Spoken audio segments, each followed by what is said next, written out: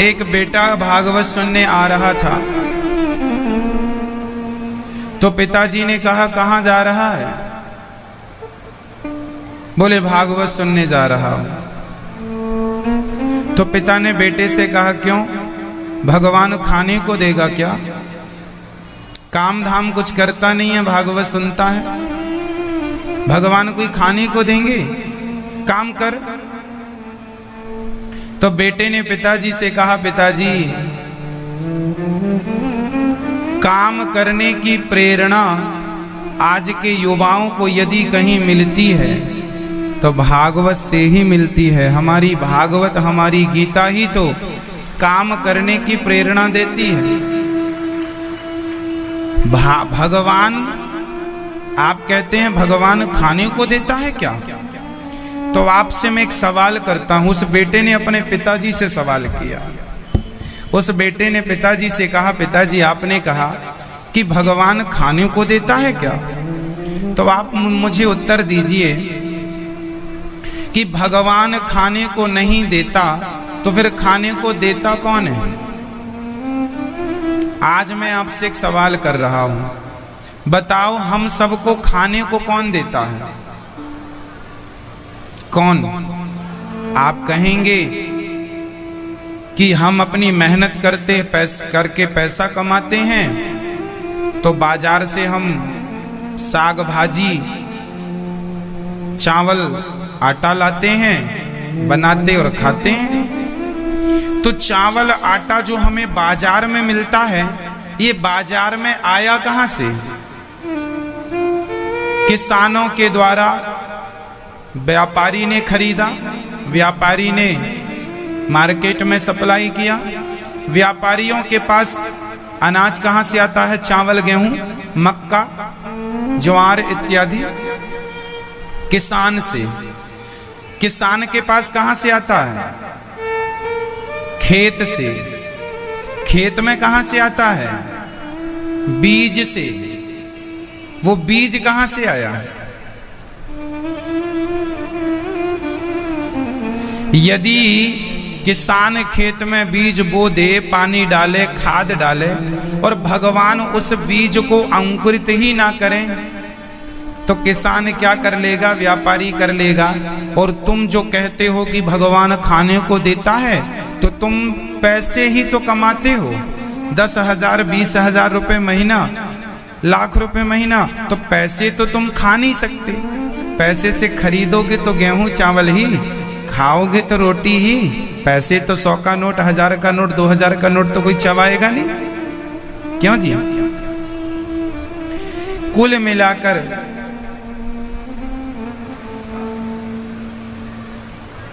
यदि हम समझें कि हम सबके पास जो अनाज है, वो अनाज हमें भगवान की कृपा से मिला है। किससे मिला है? भगवान से मिला है। भगवान ना चाहते तो किसान खेत में बीज ही तो बो सकता था,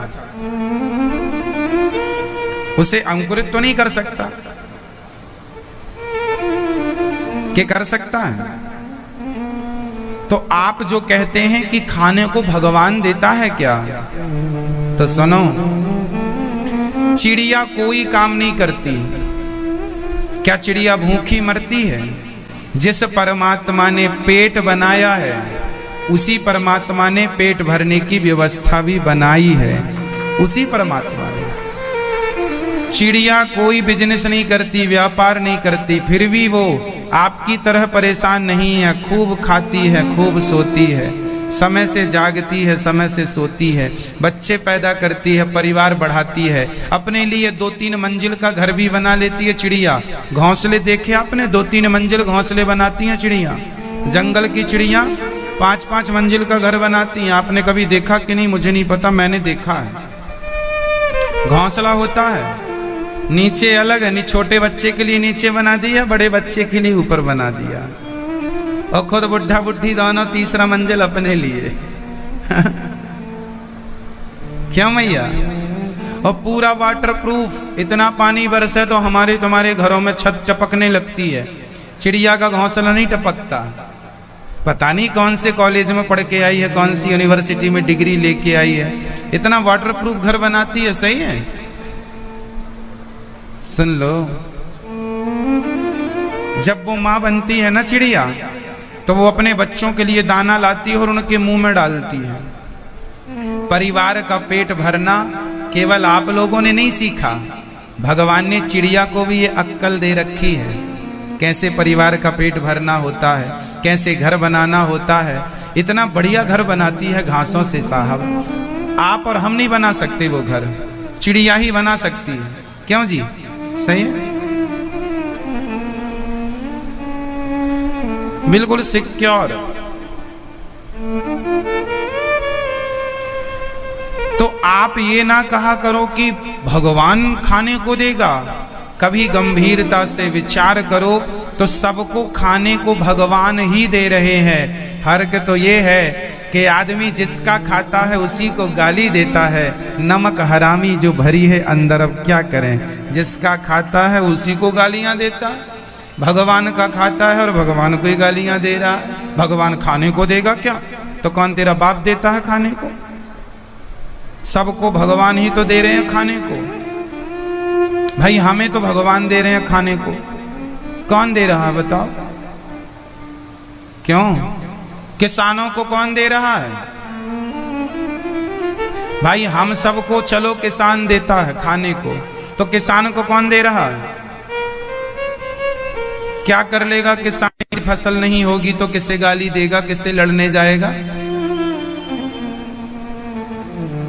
इसलिए देनहार ईश्वर है, इसलिए उसका धन्यवाद करो, उसका थैंक यू कहो और उस परमात्मा का निरंतर धन्यवाद करते रहो। उस पिता ने जब बेटे की ये बातें सुनी तो वो पिता समझ गया कि बेटा सत्संग में जो सीख रहा है वो किसी यूनिवर्सिटी में नहीं सीखा जा सकता, किसी कॉलेज में नहीं सीखा जा सकता। जो बच्चा सत्संग में सीख रहा है, पिता ने उसे सहर्ष सत्संग में जाने की अनुमति दी, आज्ञा दी, जाओ सत्संग करो, तुम ठीक कर रहे हो। आप भी अपने बच्चों को सत्संग में भेजने के लिए प्रेरित किया करो, सुनवाया करो कथा। आजकल लोग समझते हैं कथा भागवत में क्या रखा है। ये बात आप जो कहते हैं क्या रखा है, जब आप सुनेंगे तो समझ में आएगा कि क्या रखा है। कितना हमें सीखने को मिल जाता है। भागवत ही, गीता ही हमें कर्मशील बनाती है, कर्म करने की प्रेरणा भागवत से मिलती है। ठीक है, तो हमारी मैया श्रीमती स्निग्धा दास जी होगी। हम ये नहीं कहते कि पैसे ना कमाओ, कर्म ना करो, सब करो, बट हम बस इतना ही तो कहते हैं कि काम सारे करो पर ईमानदारी से करो, बेईमानी का त्याग करना सीखो। कल की कथा में हमने क्या सुना कि ध्रुव जी महाराज अपने पिता की सिंहासन में बैठने गए, माँ ने अपमानित किया और माँ ने उन्हें दिव्य ज्ञान दिया और कहा, बेटा तुम भगवान की शरण में जाओ। भगवान की शरण में गए ध्रुव जी महाराज, भगवान ने उन्हें दिव्य ज्ञान दिया। भगवत कृपा से हमने कथा में यह आपको कई बार समझाया है कि पिता की गद्दी पे नहीं बैठना चाहिए। अपनी गद्दी, अपना नाम, अपनी इज्जत खुद तैयार करो। आजकल के जो युवा हमारे भाई हैं, युवा बच्चे हैं, आज का जो यूथ है, इसे चाहिए कि आप अपना काम खुद करें, पिता के भरोसे ना रहें, पिता के आश्रित ना रहें। आप अपना नाम कमाओ, आपका अपना इज्जत कमाओ, अपना पैसा कमाओ। पिता ने जो किया अच्छा किया, उसे और बढ़ाओ। पिता के ही आश्रित ना रहो कि हमारे पास तो बाप की संपत्ति है, खूब खाएंगे, ऐश करेंगे। ना जी, पिता की संपत्ति पर ऐश ना करो। आप अपना कुछ करके दिखाओ, अपना कुछ करो। आज हमारे देश में विकास क्यों नहीं होता जल्दी से? क्योंकि बेटा बाप के आश्रित रहता है, क्योंकि बेटा बाप के आश्रित है। कभी किसी के आश्रित ना रहना। माँ बाप की सेवा तो करना चाहिए, पर बच्चों को माँ बाप के आश्रित नहीं रहना चाहिए कि पिता की संपत्ति मिल जाएगी, आनंद करेंगे, कमाने की जरूरत क्या है। गलत बात है ये।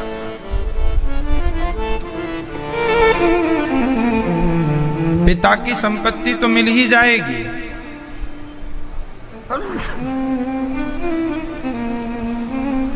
पिता की संपत्ति तो मिल ही जाएगी, परंतु आप कुछ अपने लिए कर लें, अपना नाम कमा लें, तो वो अच्छा होगा आपके लिए।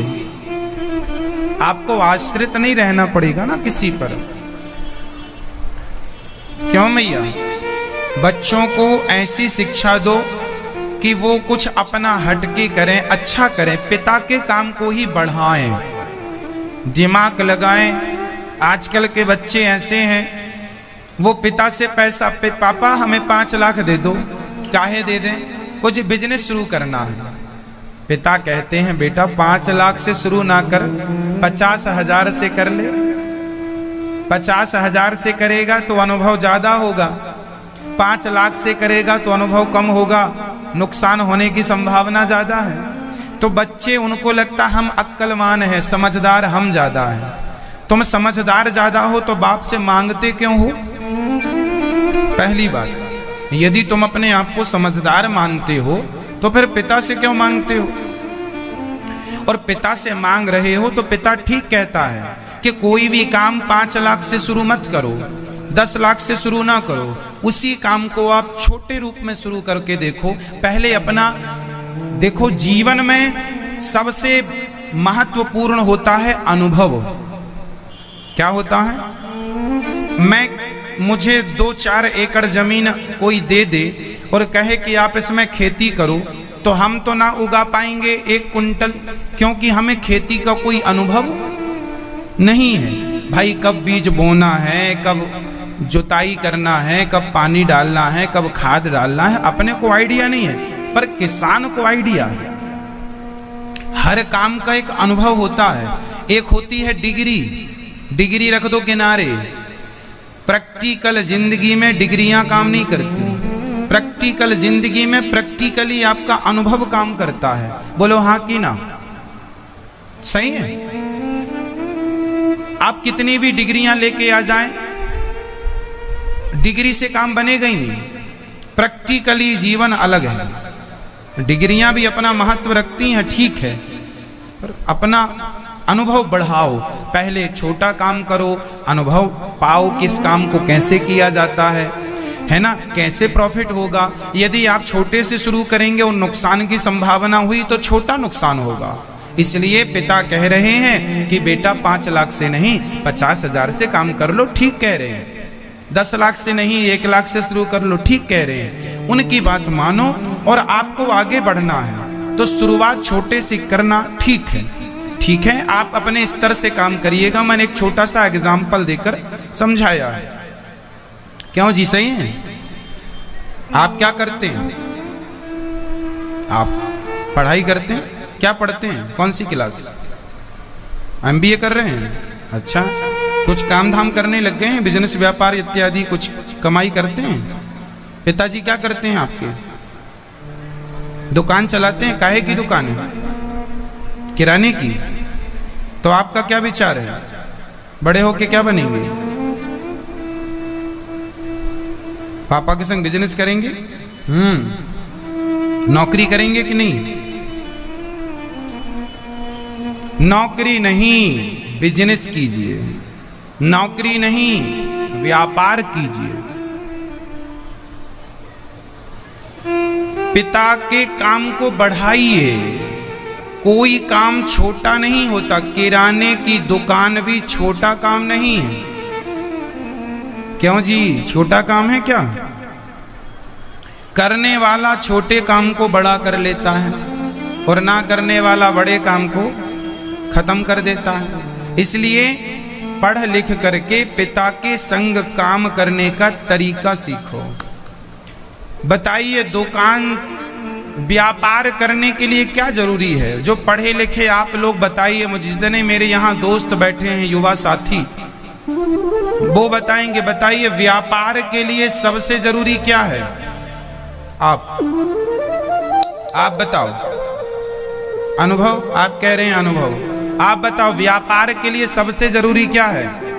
अनुभव, आपका अनुभव, आप कह रहे हैं अनुभव, ठीक है। आप बताइए, बैठे बैठे खड़े मत होइए, क्या जरूरी है बताओ? व्यापार के लिए चाहिए व्यवहार। आप व्यवहारिक हैं तो अच्छे व्यापारी हैं, क्योंकि कई बार काम व्यवहार से हो जाता है। व्यवहार मतलब आप इतने अच्छे व्यवहारिक आदमी हैं, हमसे अच्छा प्रेम रखते हैं, हम आपके कस्टमर हैं, ग्राहक हैं, तो आप प्रेम रखते हैं। तो मैं देखो ना, बाजार में सैकड़ों दुकान होती हैं, पर आदमी सामान खरीदने वहीं जाता है जहां उसका कोई प्रेम है, कोई व्यवहार है, सामने वाले से मिलना जुलना। क्यों? यही बात ना है। 100 दुकानें होती हैं किराने की, लेकिन आदमी उसी दुकान में जाता है जहां व्यवहार है, जिससे प्रेम है, जो अच्छे से बात करता है, बस जो आपकी सुनता है ना, जो आपके साथ थोड़ा सा कॉम्प्रोमाइज कर लेता है, 2-5 रुपए का कम ज्यादा कर लेता है। अब जो नहीं जी बिल्कुल नहीं, दोबारा आएगा नहीं, जा तू बड़ा ईमानदार बन रहा है, बना रहे, नहीं आएंगे तेरी दुकान। बेईमानी करना नहीं है, पर फिर भी कभी कभी ग्राहक के पास 2 रुपए कम हो जाते हैं, बोलता है मैं कल आके दे जाऊंगा, तो आपको विश्वास करना होता है जी। नहीं जी 2 रुपए लाओ, और पूरा सामान पटक देता, ले अपना रख, हम तो कहीं और से ले लेंगे। तो व्यवहार जरूरी है। रिश्तों को बनाइए, पैसे के कारण रिश्ते ना बिगाड़िए। रिश्ते रहेंगे तो पैसा आएगा, रिश्ते ही नहीं रहेंगे तो पैसा कैसे आएगा? इसलिए व्यापार वही सक्सेसफुल कर सकता है, सफल बना सकता है जो व्यवहारिक है। इसलिए व्यवहार कहां से आएगा? अब बताइए, अब बताइए व्यवहार कहां से आएगा? व्यवहार कहां से आता है? व्यवहार आता है संस्कार से। किससे? संस्कारी हैं तो व्यवहारिक भी होंगे, और व्यवहारिक हैं तो अच्छे व्यापारी भी होंगे, और अच्छे व्यापारी हैं तो आप फिर धनाढ्य भी होंगे, धन धान्य से परिपूर्ण होंगे। कुल मिला के शुरुआत हुई संस्कारों से। संस्कार बहुत काम करते हैं जीवन में। अब हमारे अंबानी साहब का व्यवहार देख लो, कितना अच्छा व्यवहार है। फ्री में सिम दे दी उन्होंने, महीने 2-4 महीने खूब फ्री में आपने इंटरनेट चलाया, देखो व्यवहार बना लिया उनने। क्यों जी? उसके बाद चलो लाओ 500 रुपए, तब रिचार्ज करेंगे। क्यों जी? क्या है ये? फ्री का देना, ये व्यवहार है। आज तक और कंपनियों ने फ्री में 1 रुपए ना दिया। अंबानी साहब ने दिया, अंबानी साहब, जियो। तो व्यवहार उनने बनाया, तो फिर वो सबको तोड़ते हुए आगे भी निकल गए। ये सबक ले लो हमें जीवन में। व्यवहार से व्यापार चलता है, जिसका व्यवहार अच्छा है उसी का व्यापार अच्छा है। आप यदि अभिमान में आ गए कि नहीं जी मैं पैसे बहुत कमा चुके, तू कुछ भी नहीं है, 2 कौड़ी का आदमी है, किसी को छोटा ना समझना। हाथी जब चलता है तो जमीन को फूंकते हुए चलता है। कभी आपने सोचा कि हाथी चलते समय सूंड से जमीन को फूंकता हुआ, हवा मारता हुआ क्यों चलता है? क्योंकि हाथी को डर लगता है एक चीज से। क्या आप बता सकते हैं किससे? चींटी से बहुत डरता है हाथी। हाथी इतना बड़ा होता है, उसे डर किससे लगता है? चींटी से। हाथी सोचे कि चींटी तेरी औकात क्या है, तो चींटी बोलती है सही जगह पहुंच गई। सूंड से यदि चींटी उसके मस्तिष्क में चली गई और यहां उसने जरा काट दिया तो हाथी मर जाता है। इसलिए हाथी फूंकता हुआ चलता है, रास्ता साफ करता हुआ चलता है, कोई चींटी ना आवे। बड़ा डर लगता है उसे चींटियों से। हाथी भी ये ना सोचे कि तुम चींटी हो, तुम्हारी औकात क्या है, वो जरा सी चींटी तुम्हारा नाश कर सकती है। जीवन में कभी किसी को छोटा ना समझना, बस ये याद रखना।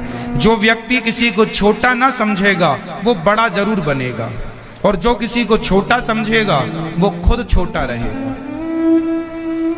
इसलिए कभी किसी को छोटा समझने की गलती ना करो। कोई छोटा, ये बिजनेस के फंडे हैं, बता रहा हूं, फॉर्मूले हैं, सूत्र हैं। हाँ या ना? आपको बिजनेस करना है, करिए, मन लगा के करिए। ये मेरी कुछ बातें जीवन में याद रखिए, कभी आप असफल नहीं होंगे। कई बार कस्टमर, कई बार ग्राहकों की के कारण आपको बड़ा गुस्सा भी आता होगा, पर कोई बात नहीं, गुस्से को कंट्रोल कीजिए। यदि आप ज्यादा गुस्सा करेंगे, किसी को डांटेंगे, किसी ग्राहक को, 2 ग्राहक और देखेंगे, अरे इसके यहाँ ये आया था, ये डांट रहा, गालियां दे रहा, इसके यहाँ नहीं आएंगे, आपका नुकसान होगा। 2 से बातें 4 में जाती हैं, 4 से 10 में नुकसान होता है। इसलिए कोशिश ये कीजिएगा आप अपने, इसलिए हमारे सनातन धर्म में ग्राहक को भगवान का दर्जा दिया गया है। ग्राहक को भगवान के रूप में स्वीकार कीजिए, ग्राहक को भगवान के रूप में। कई लोगों की दुकानें अच्छी चल जाती हैं तो ग्राहक को कुत्ता समझने लग जाते, तेरी कोई औकात ही नहीं है, बोलता रहे, चिल्लाता रहे। नहीं जी, समय सबका एक सा नहीं रहता। यदि आज आप बहुत अमीर हो गए हैं और यदि आप किसी को 2 कौड़ी का मानने लगे हैं तो धैर्य रखो। आदमी फरसों से अरशों में भी जाता है और अरशों से फरसों में भी आ जाता है। हाँ जी, क्या से क्या हो गए देखते देखते। होता है कि नहीं? बोलो हाँ। करोड़पति आदमी रोड में आ जाता है कि नहीं, गलत व्यवहार से। इसलिए सिंपल फंडा है, व्यवहार अच्छा है तो व्यापार अच्छा है, और व्यापार अच्छा है तो सब अच्छा है। तो जीवन में व्यवहार अच्छा करने के लिए संस्कार अच्छे पाने चाहिए, और संस्कार बिना कथा के नहीं आएंगे, बस ये समझो। तो कथा ही मूल है। इसलिए बच्चों को बोला करो कथा सुना करें, और पिता की गद्दी में जाके ना बैठा करो, अपनी तैयार करो, अपनी खुद सिंहासन बनाओ, अपना खुद नाम बनाओ। आप बाप के नाम से ना जाने जाएं कि ये फलाने का बेटा है ना, गलत है ये परिचय गलत है। क्यों? आप इतनी तरक्की करो, इतना सक्षम बनो, इतने कामयाब बनो कि आपसे कहें अरे ये फलाने के पिताजी हैं, ये पहचान होनी चाहिए। क्यों? इसमें आपका एटीट्यूड सम्मिलित ना हो, बस मन लगा के काम करेंगे तो ये दिन भी आएंगे कि आपसे आपके पिता को जाना जाएगा। और पिता, आप में से कितने लोग पिता हैं? हाथ उठाओ। जो पिता हैं वो हाथ उठाएंगे। इतने लोग पिता हैं? आप पिता हैं? चलो फिर ये बताओ, आप अपने बच्चे को कामयाब होता जब देखते हैं तो उसकी कामयाबी में आप अपनी कामयाबी मानते हैं कि नहीं? बोलो हाँ। बेटे की सफलता ही पिता की सफलता है। बोलो हाँ। इसलिए बाप तब खुश होता है जब बेटा बाप से भी आगे निकल जाए। गुरु तब खुश होता है जब चेला ज्ञान में गुरु से भी आगे निकल जाए, भक्ति में गुरु से आगे, तब गुरु जी खुश होते हैं। बेटा आगे निकल जाए तो पिता खुश होते हैं। इसलिए अपने पिता को यदि गिफ्ट देना है, उन्हें उनकी एनिवर्सरी का, उनके जन्मदिन का, तो आप अपने आप को कामयाब बनाइए। यही पिता की सबसे बड़ी खुशी। क्यों जी? जितने पिता बैठे हैं, क्या आप मेरी बात से सहमत हैं? हाँ या ना? हाँ। पुत्र की कामयाबी ही पिता की कामयाबी है। पुत्र की प्रसन्नता ही पिता की प्रसन्नता है। पुत्र का सुख ही पिता का सुख है। इसलिए हर पुत्र को मेरी बात सुननी चाहिए और हर पुत्र को मेरी बात पर अमल करना चाहिए। हर पिता को खुशी देना चाहिए। कैसे? कामयाब होकर।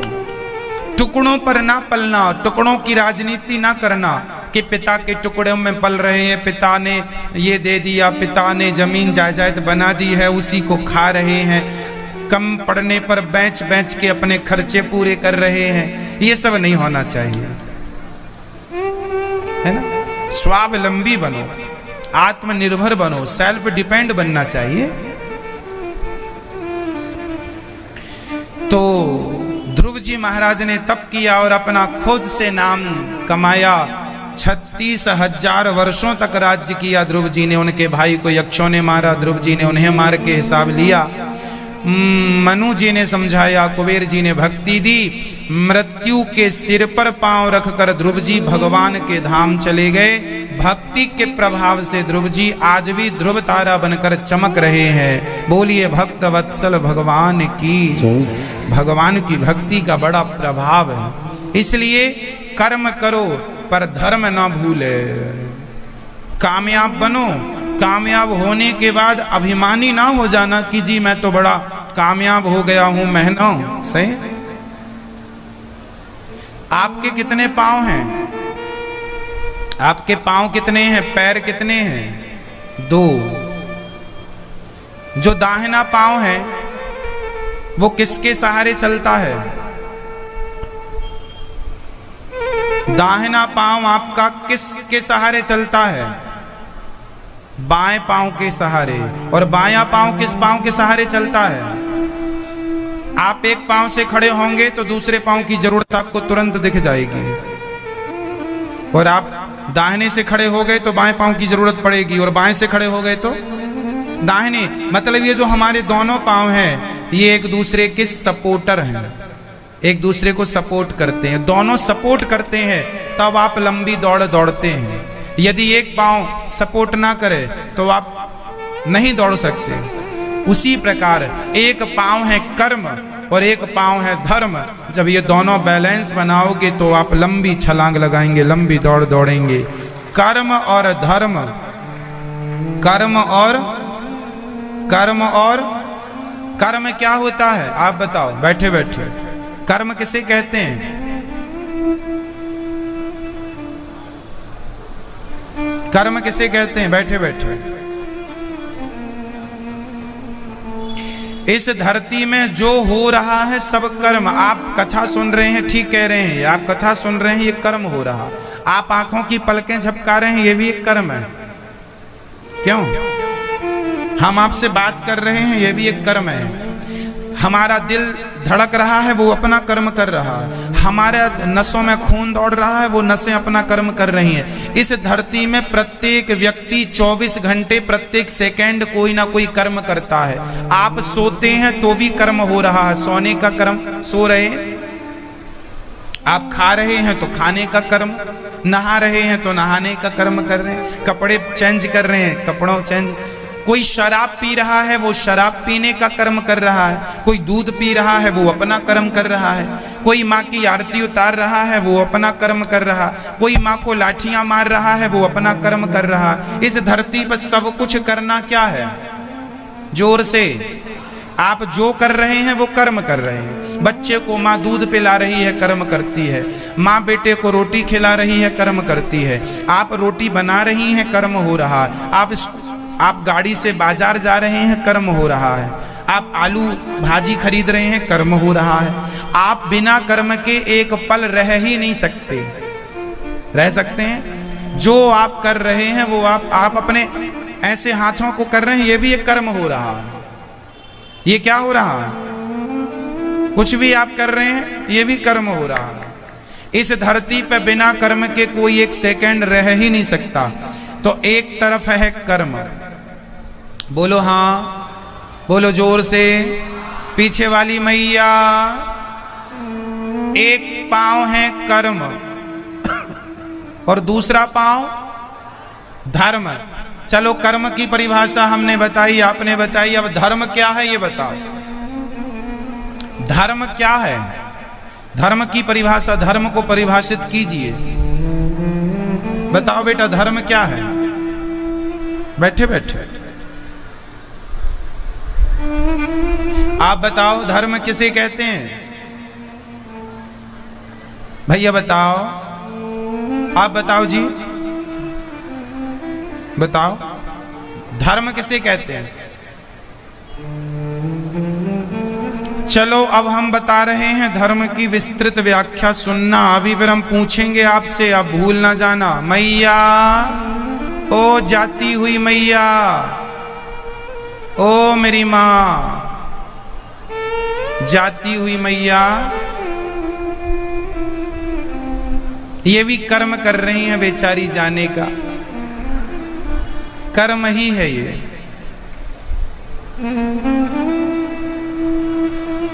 अब धर्म क्या है वो हम बताएं। बेटा अपनी मां की आरती उतारे, बेटा अपनी मां की आज्ञा माने, ये क्या है? कर्म है, पर अच्छे कर्म है। कर्म तो मां के आप पांव धोकर पी रहे हैं, माँ की चरण दबा रहे हैं, माँ के चरण दबा रहे हैं, पिता की चरण, पिता की बात मान रहे हैं, पिता की आरती उतार रहे हैं, पिता को भगवान मान रहे हैं, ये आप अच्छे कर्म कर रहे हैं, ये आप अच्छे कर्म। और आप अपनी माँ को सता रहे हैं तो ये आप बुरे कर्म कर रहे हैं। इस धरती पे कर्म सब कुछ है, बस कुछ कर्म अच्छे होते हैं और कुछ कर्म बुरे होते हैं। जैसे माँ की सेवा करना अच्छा है या बुरा है? बोलो जोर से। अच्छा कर्म है। और माँ को गालियां देना, दूध पीना अच्छा कर्म है कि बुरा? जोर से। दूध पीना अच्छा कर्म है और शराब पीना, दाल रोटी खाना अच्छा कर्म है कि बुरा कर्म? और मांस खाना, इस धरती में मांस खाना भी कर्म है, रोटियां खाना भी कर्म है। खाना मतलब कर्म हो रहा है, पर क्या खा रहे हैं?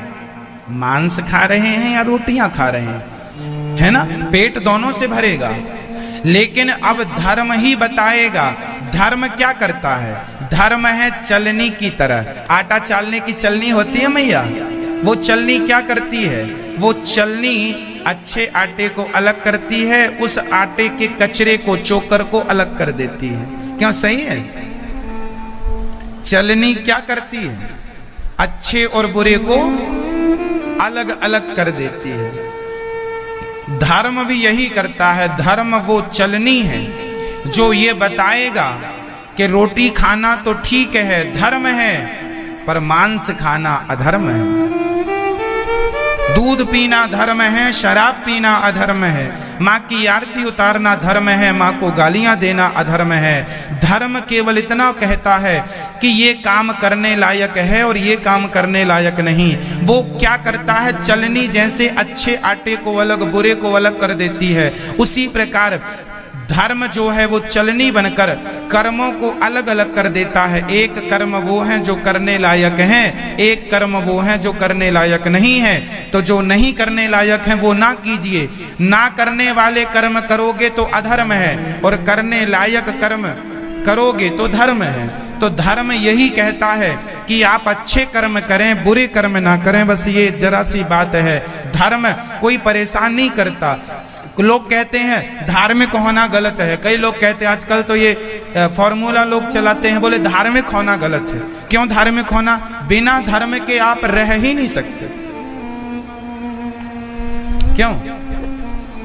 इसलिए एक पांव है कर्म और एक पांव है, जो आदमी शराब पी रहा है ये कर्म तो करता है, इसे कर्म का ज्ञान तो है, पर धर्म का ज्ञान नहीं है।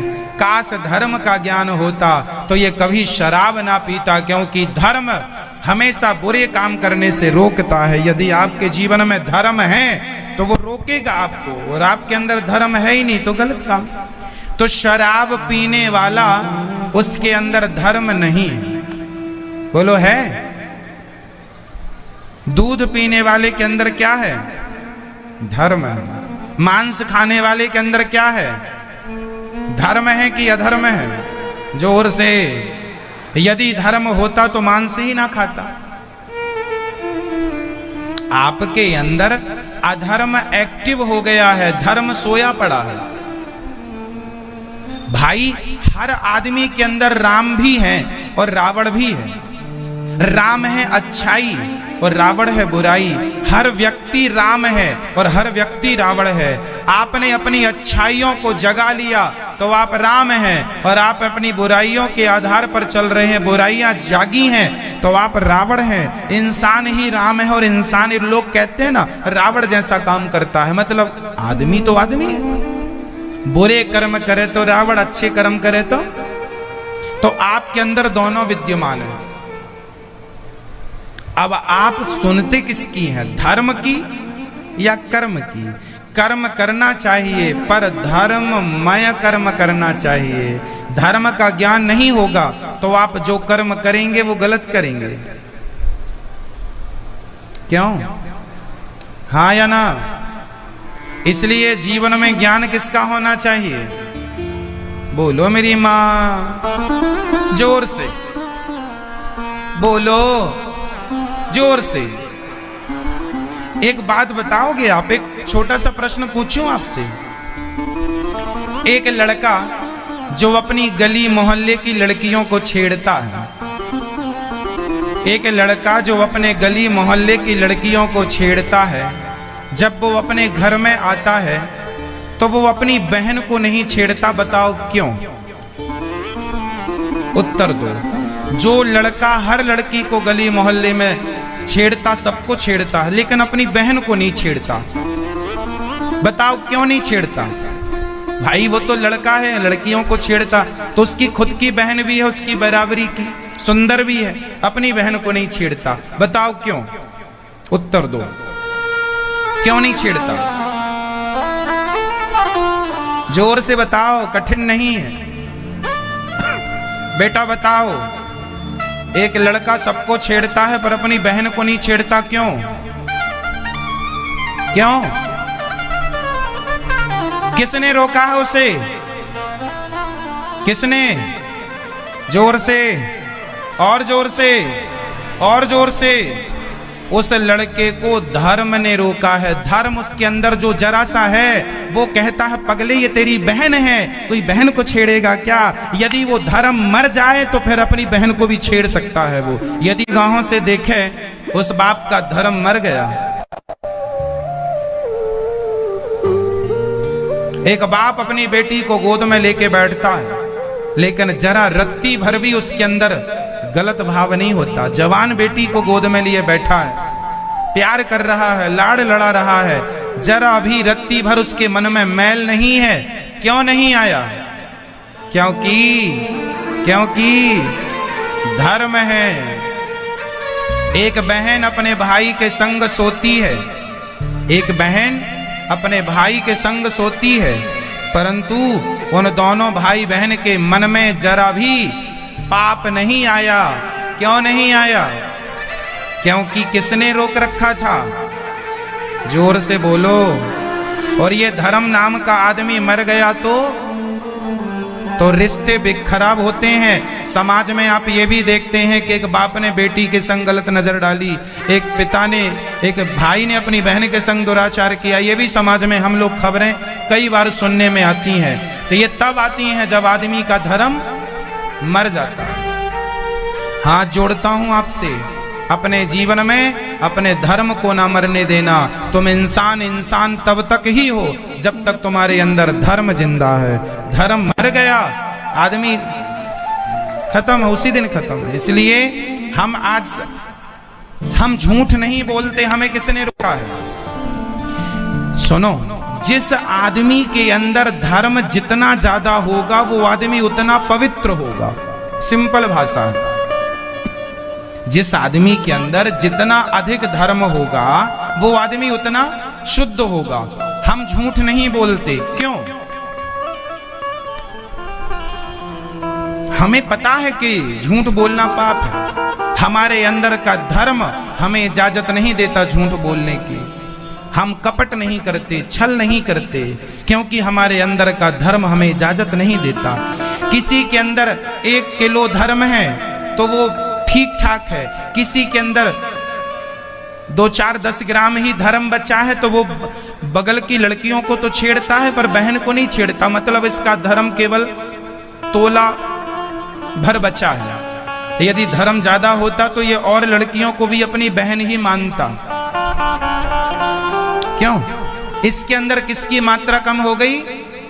जोर से पानी ज्यादा मिला दो दूध में तो दूध क्या हो जाएगा?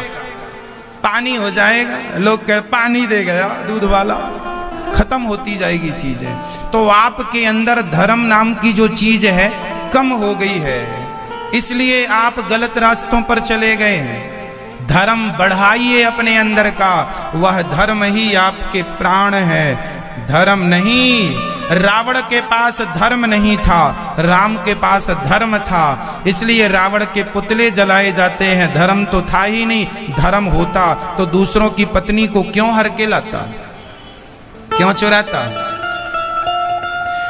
कौरवों का धर्म ही तो मर गया, इसलिए तो खुद की भौजाई के कपड़े उतार रहे हैं। भौजी मतलब भौजी जानते हैं? भाभी, गांव में भौजी कहते हैं। भौजी जानती हो मैया? बोलो हाँ। आपको कोई भौजी कहता है? आपको कोई भौजी कहता है? वो भौजी कहने वाले देवर भी हुआ करते थे बहुत अच्छे। वो भी एक दौर था जब भौजी कहा जाता था। अब तो आपके कान तरस जाएंगे भौजी सुनने को। ये जमाना बड़ा एडवांस हो गया, वो पुराने रिश्ते खत्म हो रहे हैं, है ना? हम तो अपने गांव जाते हैं तो हमारे गांव में जितनी हमारी भौजियां हैं सबको हम भाभी और भौजी कहते हैं। भौजी ठीक हो?